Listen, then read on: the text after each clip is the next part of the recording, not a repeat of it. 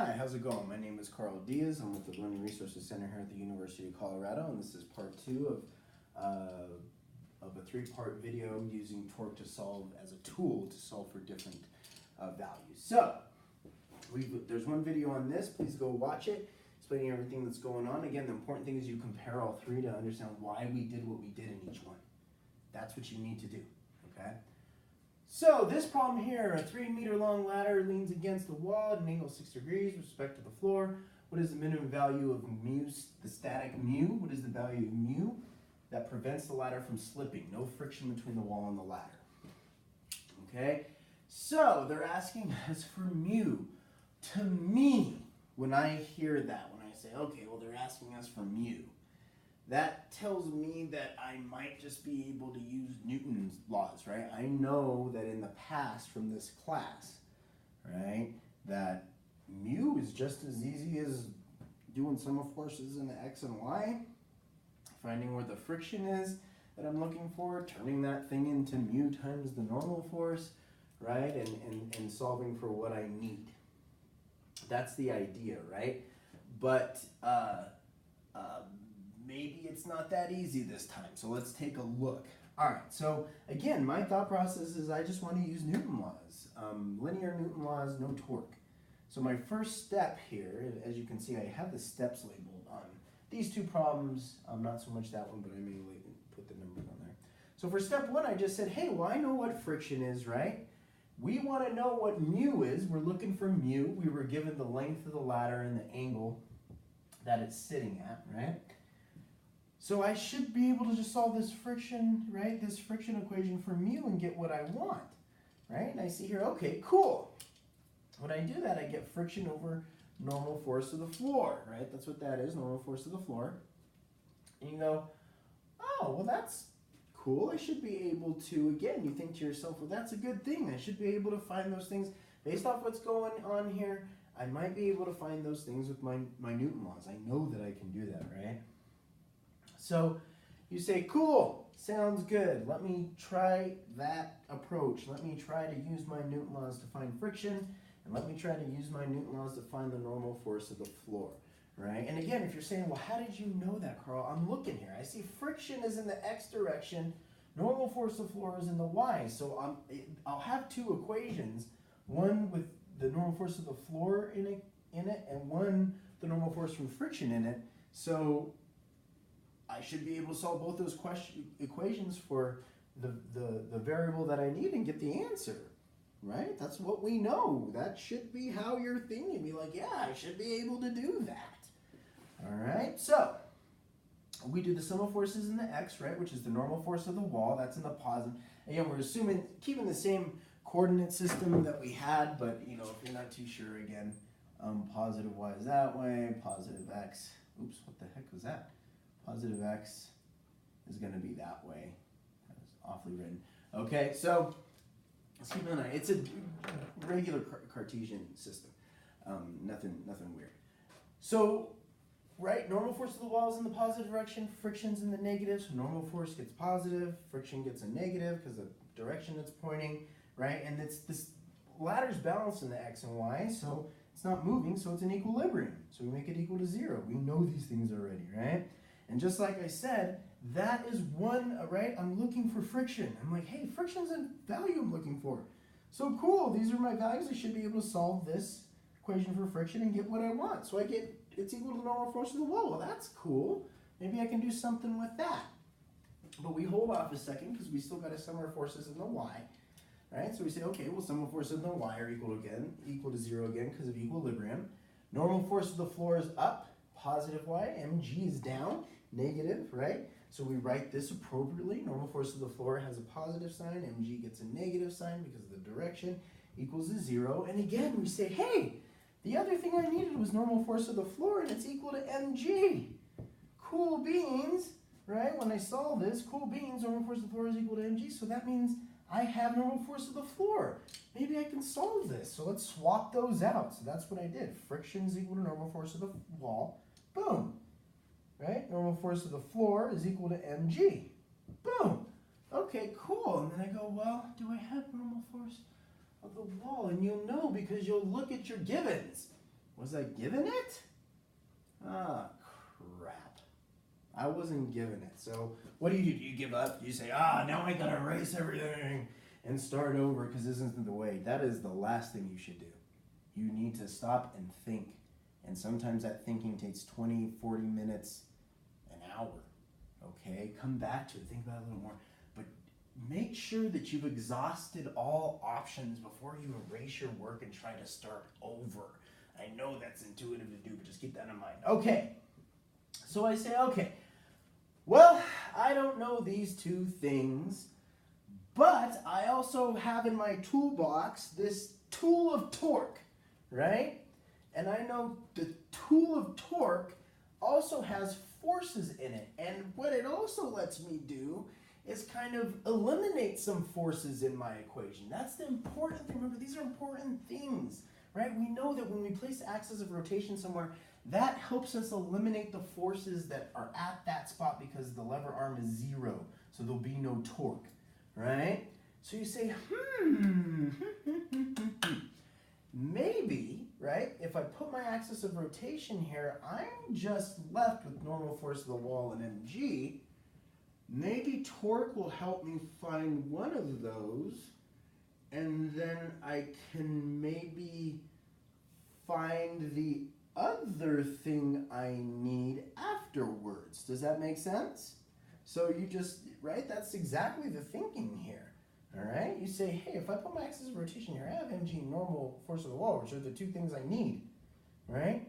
So that maybe I can solve a torque equation, right, because it'll give me these two forces that might give me one of those values. So that's what we do.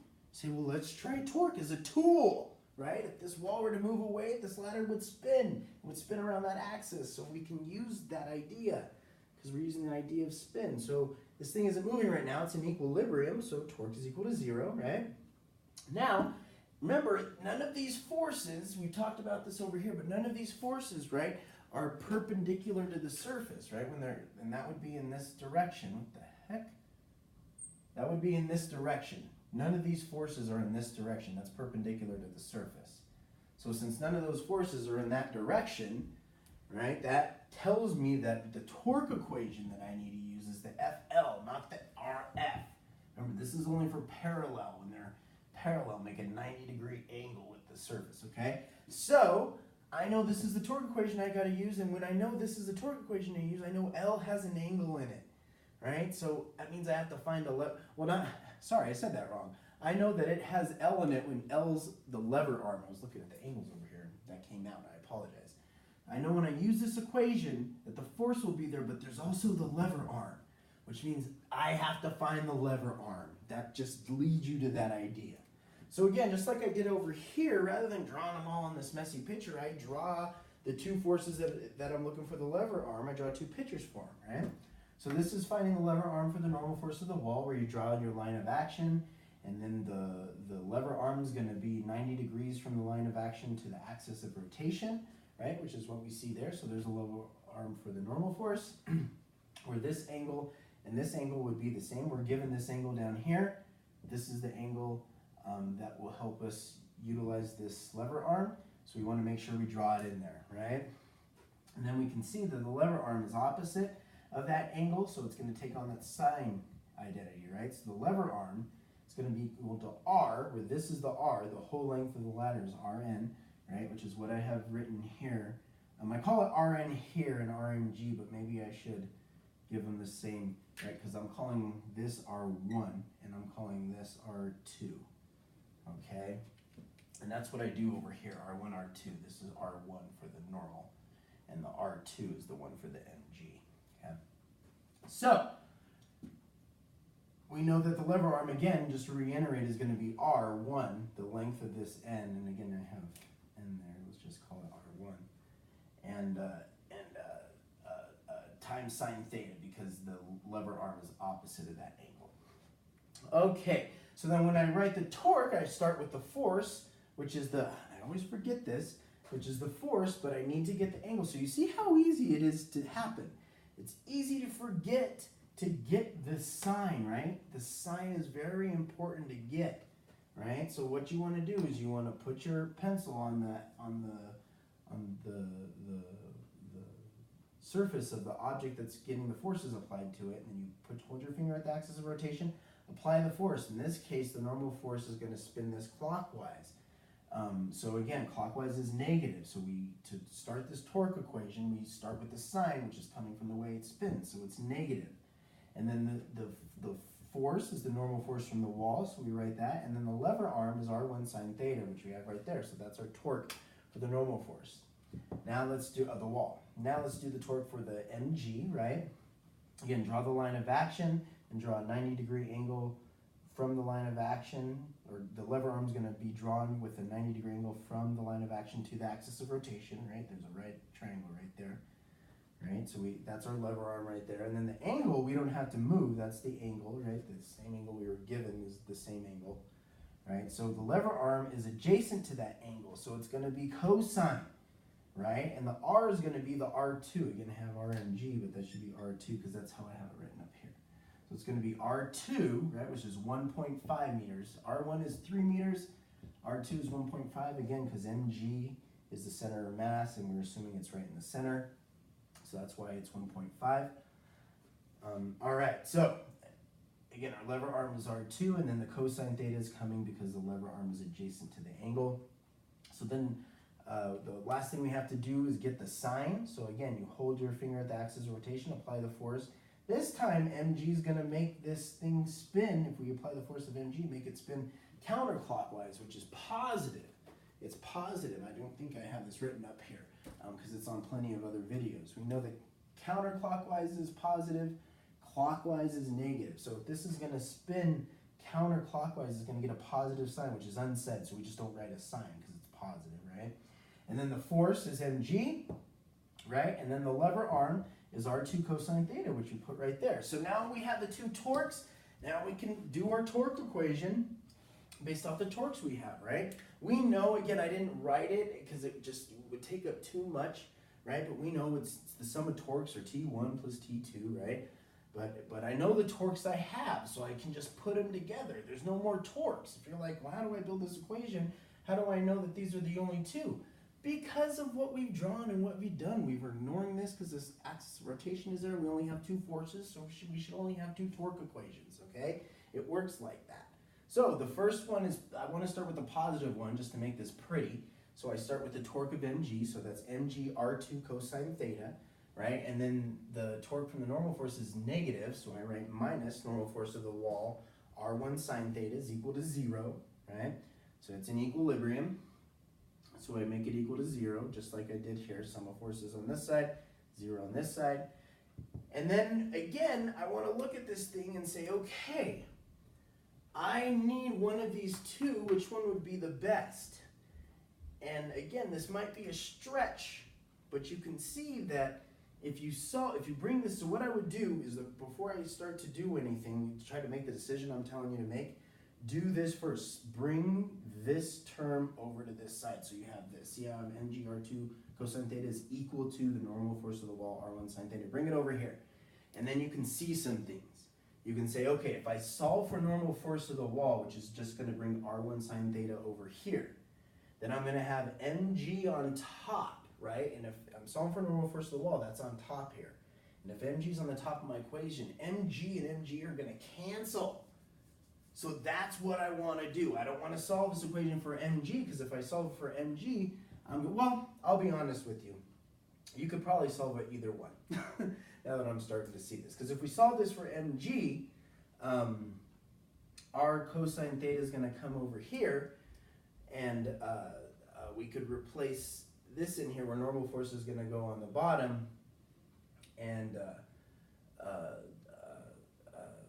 again, it would cancel out that, and the NW and NW would end up canceling, and we'd have either way. So again, I guess what I'm trying to say is I'm saying a few things here that I probably should have put on here is what I'm trying to say, is that I chose to solve for the normal force of the wall. When I put it up here, I can clearly see before I do the work that mg is going to cancel. But if you were to solve this for mg instead, right, where it would be mg is equal to the normal force of the wall, R1 sine theta over R2 cosine theta, that's coming out in the video, right, then you would replace this, instead of me replacing NW here with this term like I did here in canceling out NG, this term would come in on the bottom, where NW would be on the bottom. You see that? So let me just do, I want you to see this. Right, so now we're going to have NW, and I'm going to exchange MG into this. So this is just a second way to do it, right? So I'm going to say normal force of the wall, R1 sine theta over cosine theta. This is coming in, right? And I know that this is tangent. Sine theta over cosine theta is tangent, so I can turn that into tangent and cancel out my normal forces, which would make 1 on top. It gets a little weird when we do it that way, okay? But I'm just going to stop right there because I'm going to run out of room. But I just want you to know that there's 2 ways to do it. You can solve for normal force of the wall and do it this way, or you can solve it for mg, right, where I'm putting, remember I'm starting here, normal force of the wall over mg. I'm just trying to show you a second way to do this, because you're probably like, how did Carl know to do this? Well, it's up to you. Again, you could solve this path, which is the way I did it, or you can go this way and solve this for mg. And then mg would sub in here. This would sub in here, and then you'd get this equation right here, and then you guys can solve it from there. All right, but those are both normal forces in the wall, they cancel. So either way, we see something that we didn't need mg, we weren't given it, right? So that's nice. But again, let me finish off the work here. So I chose to see that if I solve this for normal force of the wall, mg comes on top. It's going to cancel things, so that's what I chose to do, right? If you choose to do it this way, that's fine too. So normal force of the wall is equal to mg r2 cosine theta over r1 sine theta. I put that in for nw, right? I'm just subbing that in, which is right here. So that's mg r2 cosine theta, which is that part. Down here's the r1 sine theta, and that mg needs to stay on the bottom too, right? So this mg on top is coming from the normal force of the wall. This mg is coming from what we turned normal force of the floor into, okay? So they cancel, right? And I'm left with r2 cosine theta over r1 sine theta. You know the angle, 60 would go in there for the cosine. The theta is 60 for the cosine and 60 for the sine. And the r2 is 1.5 and the r1 is 3 meters. So you have all those numbers and you have mu, all right? So again, the point of this was to see how torque can be used as a tool. We're not necessarily solving for the net torque here. We do in a sense, but we're not doing it because the problem's like solve for torque. So keep that in mind. Physics is going to have a lot of ways to just use as tools. We're just using tools here.